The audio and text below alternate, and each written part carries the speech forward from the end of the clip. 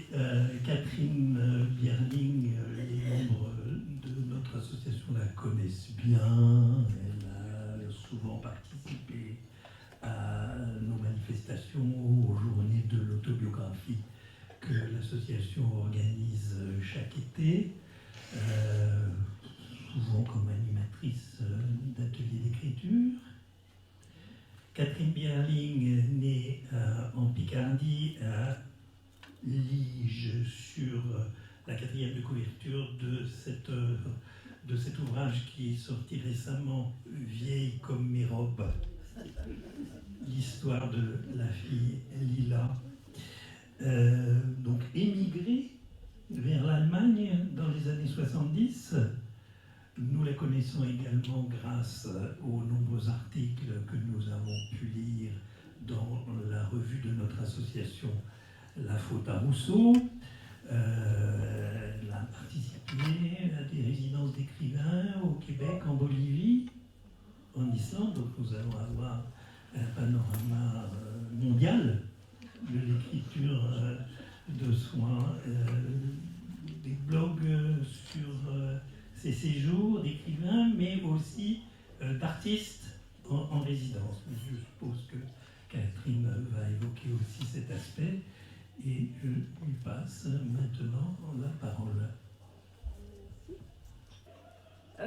Pour préparer cette rencontre, ça m'a fait relire d'anciens textes que j'ai déposés à l'APA, puisque comme tu dis, ça fait très longtemps que j'en fais partie, et donc il y a toute une série de textes qui ont été déposés au fil des années. Et puis j'ai pensé aussi à des autrices que j'ai lues, toujours en gardant cette question en tête, mais comment écrivent-elles la sexualité? Donc j'ai pensé entre autres depuis George Sand, Colette, Marguerite Duras, Anaïs Nin, Annie Ernaux, pour essayer d'avoir en tête d'autres manières de parler de la sexualité. Et puis j'ai regardé récemment aussi une interview de Sophie Calle par Laure Adler, qui aborde également ce thème. Et Laure Adler demande à Sophie Calle si elle a eu des problèmes en faisant du striptease, parce qu'apparemment elle a commencé en faisant du striptease. Et celle-ci répond non, parce que je contrôle. Et il m'a semblé que écrire la sexualité, c'était aussi exercer un certain contrôle, enfin peut-être pas dans le cas de oui, enfin si, on dit toujours ce qu'on veut bien dire, hein, en amenant une sorte de prise de distance par rapport à ce thème. Ça, c'était à propos de l'observation de la mort de sa mère, donc la mort de Sophie Calle, qui est un thème au moins aussi difficile que la sexualité, à mon avis. Laure Adler lui pose la question de savoir si c'est obscène. Et ce à quoi Sophie Calle répond que ce n'est ni obscène, ni impudique, mais que cela contribue à faire passer des émotions. Et Laure Adler insiste en disant « Tu penses à nous, spectateurs ?» avant d'ajouter elle-même « Oui, bien sûr, tu laisses une place qui n'est pas celle d'un voyeur.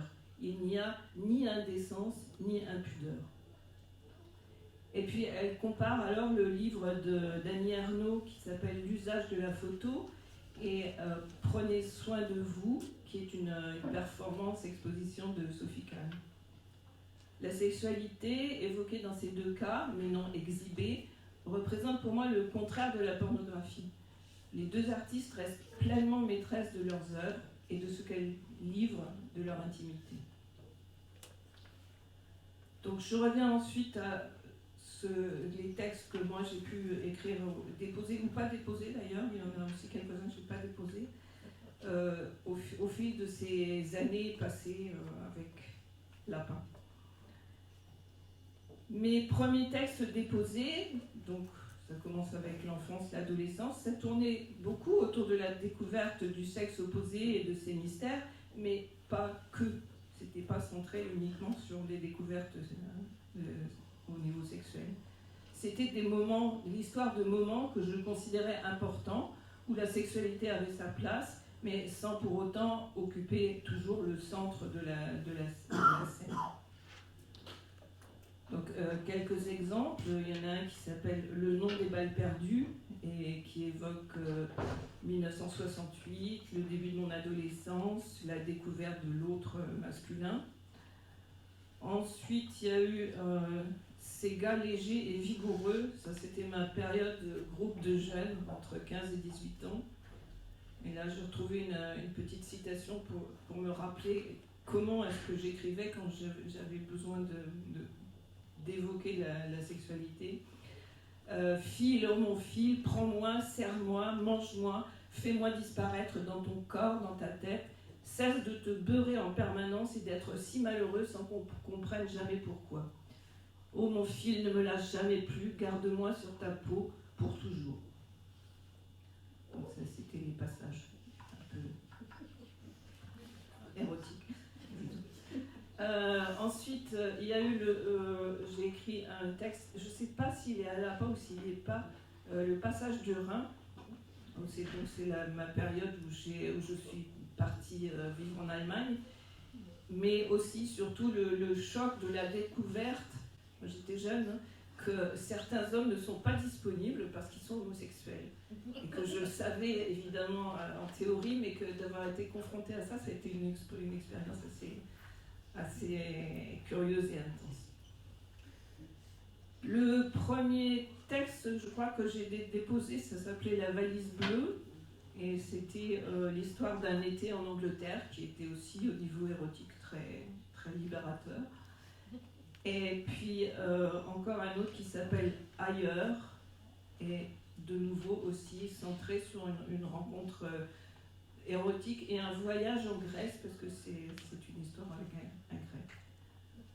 Alors là, j'ai pris un petit extrait aussi pour revoir un peu comment j'ai écrit à cette époque-là. J'ai tout perdu, la tête, la raison, la notion du temps et du lieu, mais pas ses doigts ni mon corps, tout cela qui battait ensemble, tout cet immense désir réciproque, projeté d'un seul coup l'un contre l'autre. Ébouriffé, étonné, impérieux, essoufflé. Je te veux, tant que tu veux, je suis à toi, je suis toi. Je ne sais plus où, quand, comment, qui je suis. Je sais toute ta vie est la mienne. Je te savais par cœur depuis des millions d'années et je te saurai toujours dans mes veines, jusqu'à ce que je meure, et peut-être même après. Plus besoin de dictionnaire ni de traduction, je sais la langue des dieux. Était-ce aussi comme cela lorsque Zeus se posait sur Léda ou Alcmène et qu'il en sortait des miracles? Voilà, ça c'était donc l'époque grecque. Et puis ensuite, il y a eu aussi un autre texte, ça je pense que j'ai déposé, qui s'appelle Troubadour. Et là, il s'agit plus des problèmes d'équilibrage, disons, entre l'amour charnel et l'amour troubadouresque, donc l'amour de loin. Donc, comment se débrouiller avec ces deux extrêmes. Voilà, donc ensuite il y a un autre texte que je n'ai pas déposé à la PA qui s'appelle Jeff. Et ça a été composé en 1998 et ça reprend des extraits bruts d'un journal de 1975 avec des commentaires et oui, une espèce de remise en page. Donc c'est une histoire d'un amour à trois qui finit mal. Et ça commence avec la phrase « L'amour avec toi, j'ose à peine l'écrire ». Donc problème, comment est-ce que je vais exprimer ce que j'ai envie d'exprimer, mais je ne sais pas encore très bien comment. Et dans ce cas, c'est la poésie qui a pris le dessus et qui m'a semblé la plus apte à transcrire cette expérience. Parce que je ressentais qu'il y avait comme un au-delà des mots que seule la poésie pouvait tenter de rejoindre. Donc, on est beaucoup dans la métaphore qui m'a aidé à ce moment à surmonter l'obstacle de ce qui me semblait indicible. Alors, ce texte, il est truffé de poèmes, et je vous donne juste un exemple. Tu es le roi, tu es le soleil, tu es la joie pure. Tu entres dans ma chambre et s'écroulent les murs.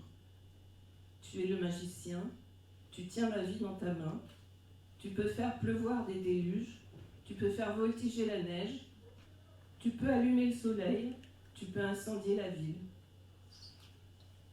Tu es cet état qui n'a pas de nom, où ma chair commence à fondre en bouillonnement de lave tiède qui palpite et cascade, m'environne et m'intoxique de gaz sulfureux, de brouillard, de microparticules, en furie, en transe, en feu. Tu es la fleur des champs et la rose aux épines, et la fleur noire de l'enfer gigantesque que j'ai tissé autour de moi, aux longs pétales élastiques qui m'enroulent, me cajolent et m'étouffent, me retiennent prisonnière, mais me font quitter cette sphère, plus haut, toujours, vers l'existence pure et absolue, sans contrainte, sans limite, sans condition. Tu es ma plus grande contradiction. Ma névrose, ma folie, mon irrationalité, mon désespoir et ma confiance, ma seule beauté émerveillée. Tes cheveux, cordage d'un bateau paradoxe, me tiennent rivée à la terre, au plaisir de ma chair, en même temps vaisseau qui m'emmène à la limite du moi, vers la bienheureuse inconsistance d'une totalité indivisible.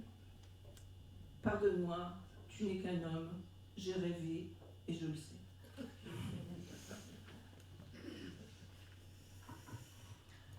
Voilà, et puis il y a encore un autre texte que je n'ai pas déposé à la part parce que en fait ça tend un peu trop vers l'autofiction. Ça s'appelle 4 couleurs, mais il comporte une partie assez longue d'une tentative de réflexion théorique à propos toujours de mais comment l'écrire. Et donc j'ai trouvé que ça s'insérait vraiment dans le thème d'aujourd'hui. Donc là, je vous cite un extrait assez long de ce texte sur la théorie. Comment parler de l'amour physique et comment omettre d'en parler? Comment relater cette expérience vieille comme le monde, mais à chaque fois unique et inédite, du moins aux yeux de ceux qui la vivent? Il n'est guère facile d'éviter les écueils. On risque de retrouver sans cesse sous sa plume les formules toutes faites qui se trouvent par exemple dans les romans spécialisés pour femmes en quête d'émotions sensuelles. Je sais que j'évolue dans un cercle très proche de ce que l'on appelle roman de gare ou à l'eau de rose, puisque je me suis fixé pour but de tenter de comprendre l'histoire d'un homme et d'une femme, son début, ses dangers, ses hésitations, ses failles et ses éblouissements. Et qu'une banale histoire d'amour, sans crime, sans violence apparente, sans déviance évidente, est souvent considérée comme de la sous-littérature. Celle qui avait gâté l'esprit de la pauvre Emma Bovary. Ces romans, donc, déroulent toujours plus ou moins le même stéréotype. Ses jambes et son torse sont musclés, ses épaules larges, son ventre est plat, sa voix devient rauque. Il dit « Je vous veux, je vous désire, je vous aime ». Rayez la mention inutile. Les amants se laissent emporter par la vague de la passion. Ils atteignent le plaisir suprême. En principe, tout le monde a compris, pas besoin de faire un dessin. Malheureusement, mon homme splendide à moi n'avait pas la musculature d'un Sylvester Stallone. Il ne feulait point comme un tigre. Il ne disait rien. Il agissait seulement, mais de manière fort efficace. J'aurais pu aussi tenter de verser dans le porno, mais je ne sais pas faire. Par exemple, bite, chatte, fonte, mouille, baise, nique, mais c'est vraiment pas ma tasse de thé. Ou bien, j'aurais pu rechercher l'écriture plate, la description froide et clinique, ça se fait beaucoup aussi, mais ce n'est pas dans ma nature de rester neutre ou d'occulter mes sentiments. Je songe alors à Bonjour Tristesse, lu quand je n'avais pas encore 16 ans, et que j'ignorais presque tout des gestes de l'amour. Une réflexion de Françoise Sagan m'avait cependant paru très judicieuse. L'expression « faire l'amour » allie un verbe et un substantif qui ne vont pas ensemble. Que fait-on? N'est-on pas plutôt fait soi-même? C'est tellement terre à terre, routine, popote, faire. On fait aussi la cuisine, la vaisselle, le ménage, la poussière. Et cela n'a rien à voir avec l'amour anarchique, inquiétant, déroutant. Elle écrivait, donc Françoise Sagan, je n'ai jamais oublié, puis ce fut la ronde de l'amour. Cela me parlait davantage à mon imagination de minette de 16 ans. Une ronde, une spirale, une envolée, une échappée. Celle qui parle si bien de l'amour, Colette ou Marguerite, éprouve un certain respect, ne se risque guère au-delà du trou noir où le langage s'arrête, où parallèlement l'ombre est totale et où règne la lumière la plus absolue. Pour moi, l'amour réussi a toujours tenu de la rencontre initiatique avec le mystère le plus profond de l'existence. Parviendrai-je à l'évoquer en utilisant mon stylo à 4 couleurs, rouge passion, bleu tendresse, violet mystique et noir néant? Et que dire à ceux qui prétendent qu'il n'y a pas de rapport sexuel? Je sais seulement qu'il y a une perte des limites de soi qui se mêle à l'autre et à tout l'univers, et en même temps retrouvaille avec le plus profond, le plus réel de notre être. Enfin, tout ceci représente mon point de vue de femme, point de vue assez peu entendu jusqu'à aujourd'hui, mais que dire enfin de la jouissance de l'autre, cet inconnu, l'autre sexe? Comment a-t-il vécu ce que je tente de ramener au jour? Mes envolées lyriques ne sont-elles pas bien éloignées de ce qu'a pu être son désir, son plaisir, sa jouissance? Est-ce que je le saurais si je l'interrogeais avec des mots? J'en doute. Conclusion, rien n'est simple. Voilà, et donc du temps a passé, et puis en 2022, mon texte, donc Vieille comme mes robes, qui a été publié par l'Harmattan. Et puis on m'a fait remarquer qu'en fait il n'était pas centré seulement sur les robes, mais aussi sur le corps qui se trouvait sous les robes et ce qui se passait sous les robes. Donc effectivement je l'ai relu à cette lumière et j'ai trouvé qu'il y avait bien sûr pas mal de thèmes qui ont rapport avec la sexualité. Au début du texte, j'étais amenée presque automatiquement à réfléchir sur le problème du genre, mais ce terrain m'apparaissait dangereux et un peu miné parce que sans doute un peu trop à la mode. Et moi, je dis bêtement, je n'ai jamais pensé à hésiter une seconde sur la nature de mon genre. Fille depuis le début et très contente de l'être. Donc après, il y a aussi une sorte de remontée dans le temps. Donc vers les années 60, il y a le problème des mini-jupes. Donc là, j'ai été influencée par la mode de mon époque. Jane Birkin, France Gall, Brigitte Bardot dévoilaient leurs cuisses généreusement et nous pensions qu'il était normal d'en faire autant. C'est-à-dire qu'on ne pensait pas consciemment à la sexualité en mettant des mini-jupes, on voulait juste suivre la mode et être comme les autres. Pourtant, dans le chapitre qui s'appelle « Une robe trop blanche », ça montre quand même que le choix des vêtements a une incidence directe sur la réaction de la jante masculine, et cela nous surprend. Une robe blanche, un bal, un garçon qui vous embrasse, et le lendemain, des sentiments mitigés de culpabilité et de satisfaction. À travers le prisme des robes, j'évoque une sensualité qui se découvre et se pose des questions. Ça revient aussi un peu plus tard avec le chapitre qui s'appelle « La robe dorée », où là l'écriture s'en trouve sur une facette secrète de ma personnalité, un côté que je n'ai jamais eu envie d'exhiber. Donc là, je pense que je fais un peu comme Sophie Calle, je garde le contrôle, je suggère, mais rien de plus. Puis les chapitres de la fin, ils reviennent encore de nouveau sur le thème masculin-féminin, mais je pense que je viens d'une époque où on n'a jamais tellement abordé ce thème à notre époque. Enfin, moi, je ne pense pas, je le dis comme ça, que dire, juste ce que je sais dans mon corps, juste ce qu'il me souffle, me chuchote, me suggère. Je suis un corps féminin, pleinement, entièrement, même prête à passer la frontière fatidique vers la vieillesse. Bon, ça y est, j'ai bien passé la frontière.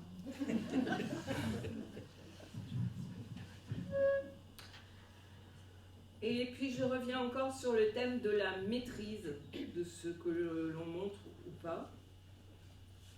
Jouer avec ses formes, ses attraits, ses couleurs, quand on en a envie, sans que ce soit un appel au viol, simplement pour montrer qu'on existe comme un être de chair, qu'on a aussi des désirs, des envies de plaire et d'attirer, comme les oiseaux se parent des plus belles plumes. Se parer pour susciter le désir, mais en rester maîtresse. Bien sûr qu'on s'habille pour plaire, et que c'est donc un appel à la sexualité, mais pas celle du temps des cavernes. Le corps, c'est aussi le rapport à l'éveil de la sensualité, ivresse des premiers baisers, des frissons qui remontent tout au long de la colonne vertébrale, des caresses, de la douceur et de l'exaltation ressentie à l'approche d'un autre corps. Et une dernière citation, mais Eros s'en donnait aussi à cœur joie et je ne comprenais pas trop tous ces messages.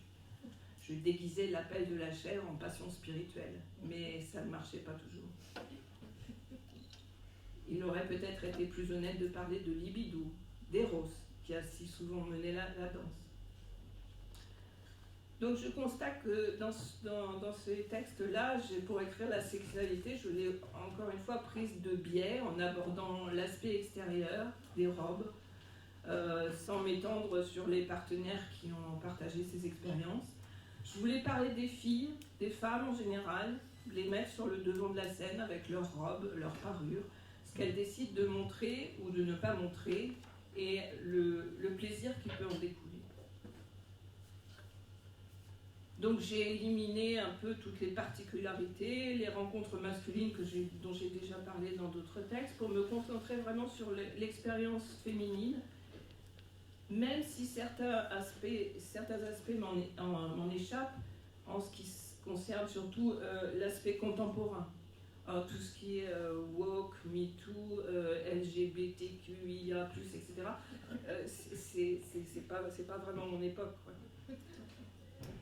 Donc je pense que je suis inscrite dans l'histoire à partir des années 60 jusqu'à aujourd'hui, et aussi dans la géographie, puisque mon monde c'était un monde rural, et puis ensuite ça a été élargi plus quand j'ai émigré vers d'autres pays, évidemment ça s'est agrandi un peu, mais c'est aussi, je pense, inscrit dans la géographie.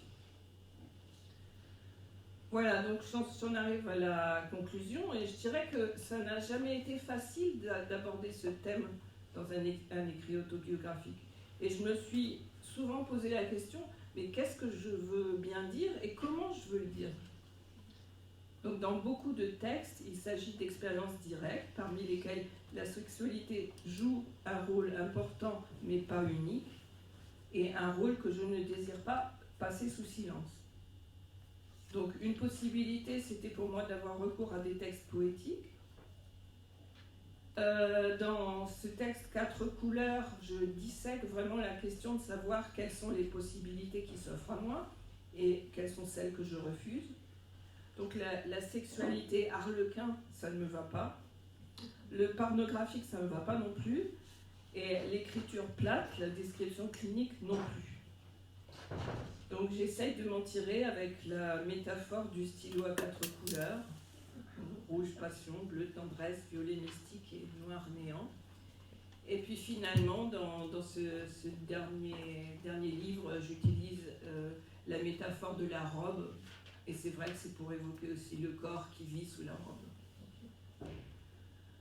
Conclusion honnête, mais ça ne veut pas dire que j'ai résolu le problème, et je pense que quiconque qui veut essayer de dire cette expérience, pour quiconque qui veut essayer de le dire, tout reste toujours à inventer. Voilà, je vous remercie.